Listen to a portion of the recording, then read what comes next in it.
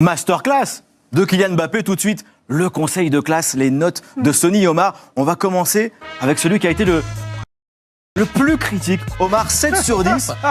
Pourquoi critique? Mais non, évidemment que on le suit toutes les semaines, donc ça y est. Au début, on disait il est dans la piste pour décoller. Là, il est déjà décollé, sauf qu'il faut revoir un peu le côté adversité. L'excellence d'une performance, c'est toujours valable dans la mesure de l'adversaire. Si toi tu te bats contre moi, évidemment que je suis envieux. Mais si tu te bats contre... J'ai pas de mérite. Absolument. Voilà. Donc là, évidemment, que ça y est, qu'il est très fort, qu'il est devenu le leader de cette attaque, évidemment. Et en plus, là je finis après, hier, 5 joueurs ont fait le meilleur match à la première mi-temps dit par tous les journalistes. Lucas Vázquez, Fran Garcia, Ceballos, Rodrigo et Mbappé. De los 5, il y a 4 qui ne sont pas titulaires. Donc, ils ont fait le meilleur match. Je pense que la fragilité de l'adversaire, il y est pour quelque chose. Sonny, droit de réponse, 9 sur 10, taille patron. Oui, mais moi, je ne veux pas me baser sur ce qu'ont dit les journalistes. C'est ce que moi, j'ai vu dans le match, bien évidemment. Parce qu'à 9 sur 10, s'il avait marqué son triplé, 10. 10. Parce que moi, je ne regarde pas l'adversaire, je regarde l'évolution et ce qu'il a fait. Il a marqué un but extraordinaire contre le Barça. Il perd 5-2 en Supercoupe d'Espagne. Il marque un but contre le Celta Vigo. Magnifique. Il est dans une progression. Hier, il était de partout. Il a fait passe décisive. Il a fait la louche. Et il a fait tout dans le match hier. Le penalty, magnifiquement bien tiré. Il manquait juste ça. Pour moi, il est dans la lancée. C'est taille patron, vraiment le patron de l'équipe aujourd'hui.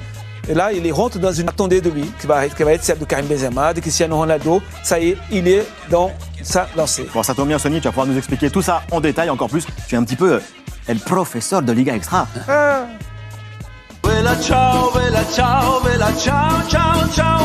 On va voir, Sonny, avec les images que tu as aussi choisies. Kylian Mbappé, c'est un joueur qui a fait évoluer son attitude, qui fait des appels et qui sait combiner avec les autres. On va d'abord voir Mbappé, le détonateur, le déclencheur.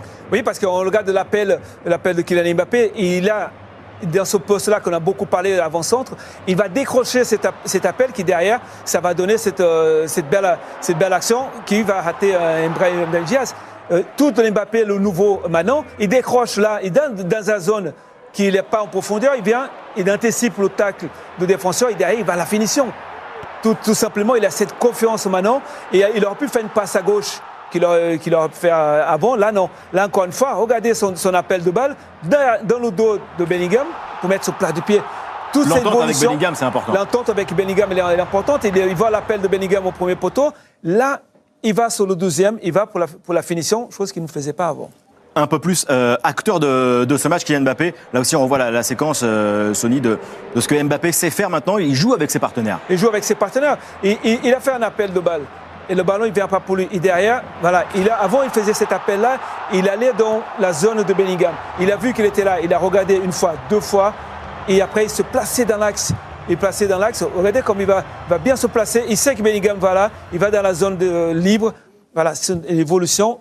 Et là, il a compris comment il faut jouer dans ce poste-là avec le Real. C'est là où on se dit le football a zéro mémoire. Parce qu'il y a 7 jours, même avant, suite au match qu'ils ont perdu contre Celta de Vigo en Copa del Rey, ils les ont éliminés, même avant le match contre le Barça, on était presque tous unanimes à dire qu'ils ne pouvaient pas jouer avant-centre. C'était le titre, On va voir pourquoi d'ailleurs. Bon, voilà, on disait. Et aujourd'hui... Attention, parce que là, Ancelotti, il a positionné, il a dit maintenant, c'est l'avant-centre le meilleur du monde. Et il a dit aussi en conférence de presse, comme quoi maintenant il va jouer que avant-centre. Parce que Rodrigo, hier, je trouve que Rodrigo, il s'entend avec tout le monde, parce que pour moi, Rodrigo, c'est le joueur, presque l'homme techniquement, moi j'adore. Mais malheureusement, c'est celui qui va être enlevé. Parce que quand on parle de pressing là, on dit que le Real Madrid, il va presser, ils ne pourront pas presser avec Vinicius, avec Mbappé et avec Rodrigo. C'est déjà prouvé. Donc, un des trois. Tout le monde peut s'entendre avec Rodrigo. Ça, c'est clair. Que ce soit Vinicius, exactement. Que ce soit Mbappé, parce qu'il y a un joueur qui est intelligent, c'est un joueur qui a cette technique qui est facile. Que Rodrigo, hier, il a joué quand même à gauche, pardon. C'est pas grave. Non. On va revoir aussi une séquence que tu as choisie, Sonny. C'est quand ça allait mal pour Kylian Mbappé, où là, tu disais, il subit un peu plus le jeu. Parce que si on regarde Vinicius à gauche, qui est déjà prêt, c'est le gardien, prêt pour partir. Mbappé, il est statique.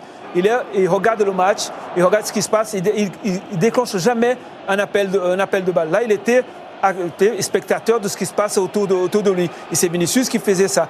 lorsqu'on a vu le match hier, ces derniers matchs, même contre le Barça, qu'ils ont perdu, même contre Celta Vigo, ces derniers matchs d'Mbappé, maintenant, il est dans l'action, il n'est plus en réaction. Et ça, c'est un changement effectif. Et pour revenir à ce qu'il dit Omar, c'est que si Ancelotti est là, il a bien fait de le dire qu'il va jouer avant-centre. Maintenant, il n'y a plus de discours. Est-ce qu'il va à gauche? Parce qu'il était à gauche hier, il était à droite, il est revenu au milieu de terrain, il était avant-centre. Il est libre, c'est un neuf comme Karim Benzema avant. Voilà, tout va très bien, on se détend. Tout va très bien pour le Real Madrid. Mais bien sûr, c'est quoi du football? Le Real Madrid qui est évidemment en tête du championnat, et puis le Real Madrid aussi en tête des élections, on va dire, parce que Florentino Pérez, avec la musique du parrain choisi par Bella Boissi, qui a été réélu président du Real Madrid jusqu'en 2029. En même temps, il était seul candidat à sa propre succession. En même temps, c'est beau, 77 ans, être comme ça, donc... président donc, du Real. C'est le 5e mandat donc, d'affilée pour Florentino Pérez. On va maintenant parler du FC Barcelone. Ça va moins bien effectivement pour le Barça, tenu en échec à Retafe, 3e de la Liga, à 7 points donc, du leader, le Real. Et pourtant, regardez, Jules Koundé a brillé, Jules Koundé a marqué. Está aprovechando las mil maravillas el francés. Ahí está con la banda Valde, que recorte acaba de realizar prácticamente haciendo un giro de cintura. Metió la pelota por dentro, intenta pelearla y consigue llevársela a Lewandowski. Balón interior. Vaya para pase. Koundé y Soria. No, todo sigue en marcha y acaba de levantar la bandera y gol para el Fútbol Club Barcelona. Parecía que Soria se había hecho con el balón debajo del cuerpo y que lo tenía controlado. No debía ser así. La siguió peleando Jules Koundé y acaba de adelantar el marcador en el minuto 9 de la primera mitad. Omar, on est un peu dans la thématique Brésil. Jules Koundé, maintenant, c'est Cafu Koundé. C'est Cafu Koundé, c'est devenu un autre joueur. Non, mais c'est incroyable. Ouais, on disait que très offensif. La meilleure, Dani Alves. Et c'est là, quand on dit tout le temps, le foot, c'est toujours l'équation des qualités et performances. Et ça, c'est pareil. Pour Koundé, on disait depuis un certain temps qu'il n'avait pas beaucoup le côté contre-attaquant, parce que à chaque fois, on parle au Barcelone à Daniel Alves et on compare toujours les arrières latéraux. Parce que même, il n'a pas le côté percussion des balles, mettons. C'est un joueur, mais il a cette conviction. D'abord, il a des, je sais pas, 3-4 poumons, parce qu'il n'arrête pas de proposer. Et maintenant, non, parce qu'avant, on pensait que c'était vraiment un arrière droit. On ne montrait pas qu'il était capable d'être défenseur central. Défenseur central, et qui n'était pas capable d'apporter offensivement. Alors que cette année, c'est une autre dimension. Cette année, c'est vraiment un joueur qui marque des buts, qui fait des centres, qui fait des passes décisives. C'est un autre joueur. Sony, tu peux présenter l'émission. La preuve en chiffres que Koundé, effectivement, c'est un nouveau joueur. Regardez les stats. La saison dernière, 2 buts et 4 passes décisives. Cette saison, déjà 3 buts, 7 passes décisives.